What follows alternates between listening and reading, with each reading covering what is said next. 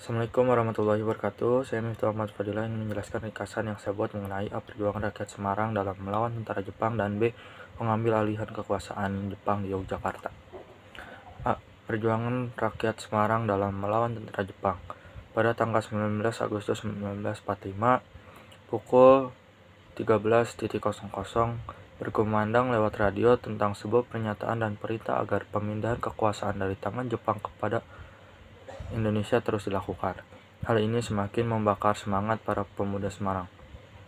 Pada tanggal 7 Oktober 1945, ribuan pemuda Semarang mengerumuni tangsi tentara Jepang Kodobutai di Jatingaleh, sementara pemimpin mereka sedang berunding di dalam tangsi untuk membahas mengenai penyerahan senjata. Perundingan itu berjalan tersendat-sendat, tapi akhirnya disepakati penyerahan senjata secara bertahan.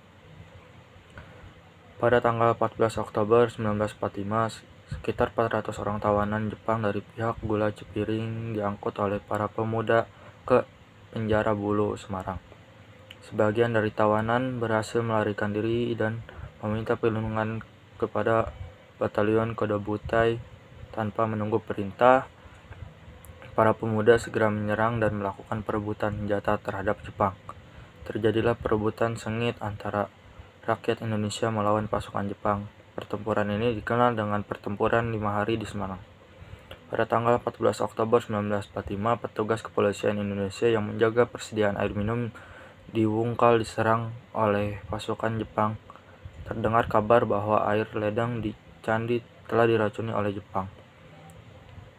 Dr. Karyadi, Kepala Laboratorium Dinas Perusara Semarang, ingin mengecek persediaan air tersebut, namun ia dibunuh oleh tentara Jepang. Para pemuda berhasil menangkap Mayor Jenderal Nakamura di kediamannya.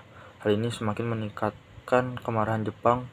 Pada hari kedua dan ketiga, Jepang berusaha dapat menguasai kembali daerah Semarang. Dalam pertempuran ini, Jepang membagi pasukannya menjadi 3 kekuatan sebagai berikut. A. Poros Barat, sasaran penduduk markas Kempetai di Karangasem yang telah dikuasai para pemuda. B.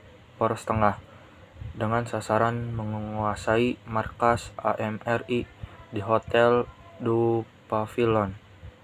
C. Poros Timur, dengan sasaran penduduk sekolah teknik dan mencegah datangnya bantuan BKR dari Demak, Pati, dan Rembang. Tanggal 17 Oktober 1945 tercapai suatu perundingan mengenai gencatan senjata yang diadakan di Candi Baru. Pada tanggal 18 Oktober 1945, hari kelima, Jepang berhasil mematahkan berbagai serangan para pemuda. Dilanjut perundingan untuk mengatur gencatan senjata. Nakamura mengancam mengebom kota Semarang apabila para pemuda tidak mau menyerahkan senjata paling lambat tanggal 19 Oktober 1945 pukul 10. Wongsonegoro terpaksa menyetujui dan dengan membubuhkan tanda tangan pada perjanjian itu. Pada tanggal 19 Oktober 1945 pagi hari, tiba-tiba pukul 07.45 terpetik berita bahwa tentara sekutu mendarat di pelabuhan Semarang dengan menumpang kapal HMS Gallantry. Mereka terdiri atas pasukan Inggris, termasuk tentara Gurkha. Mereka bertugas untuk melucuti tentara Jepang. Dengan kedatangan tentara sekutu berarti telah mempercepat berakhirnya pertempuran antara pejuang Semarang dengan tentara Jepang. Untuk mengenang pertempuran 5 hari di Semarang, maka dibangun monumen yang dikenal dengan sebutan Tugu Muda.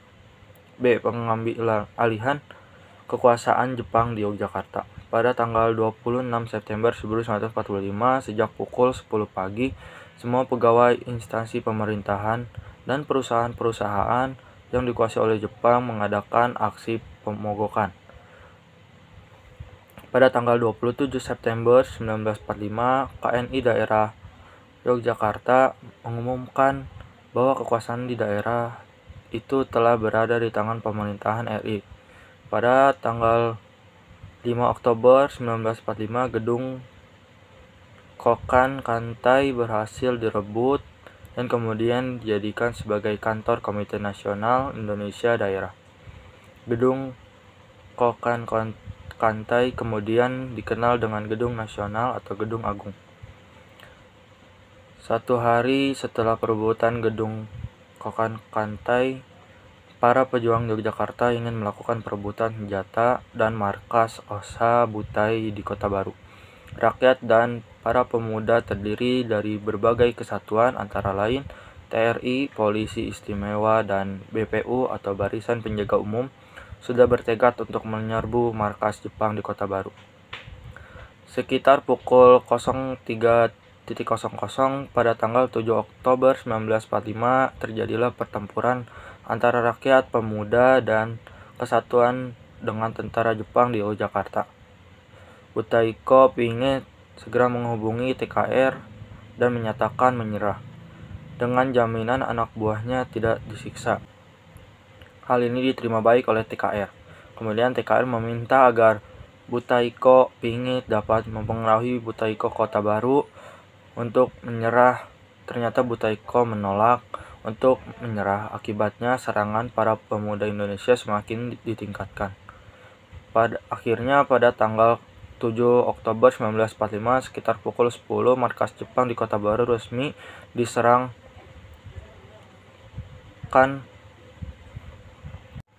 Akhirnya pada tanggal 7 Oktober 1945 sekitar pukul 10.00 markas Jepang di Kota Baru secara resmi diserahkan ke tangan Yogyakarta. Dalam pertempuran itu pihak Indonesia yang gugur 21 orang dan 30 orang lain luka-luka.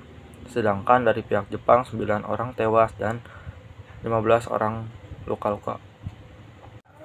Setelah markas Kota Baru jatuh, maka Yogyakarta berada di bawah kekuasaan RI.